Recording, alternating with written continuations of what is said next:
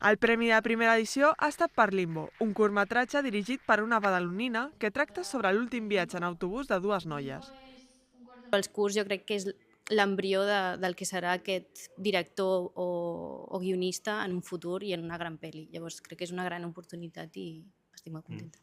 La iniciativa Filmets Lab va néixer amb l'objectiu de promoure la creació de curtmetratges i donar visibilitat als joves creadors emergents del sector audiovisual.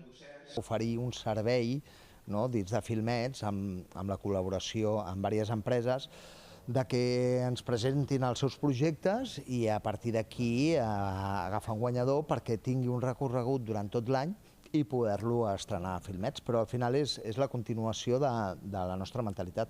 Més d'una cinquantena de creadors han presentat els projectes personals, però només 6 han arribat a la fase final.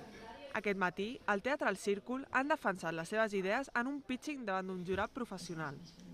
Les propostes seleccionades exploren diferents formats, com l'animació stop motion, i tracten temàtiques molt diverses.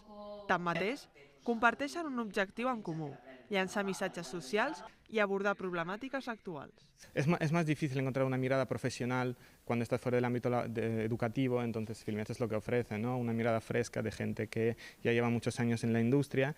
Entonces sí, para mí lo bueno es la mirada fresca i la visibilitat en la indústria. Aquí la cosa és venir una mica a vendre el projecte i en el nostre cas és justament quan això tens un tema, diuen de ràbios actualitat, doncs és d'imperiosa necessitat, que diu ma mare, arribar a fer projectes que arribin a la gent realment amb els problemes que tenen avui en dia.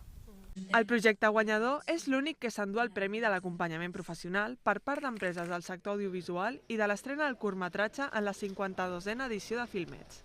Així i tot, els participants estan convençuts que els seus projectes es podran filmar i estrenar tard o d'hora.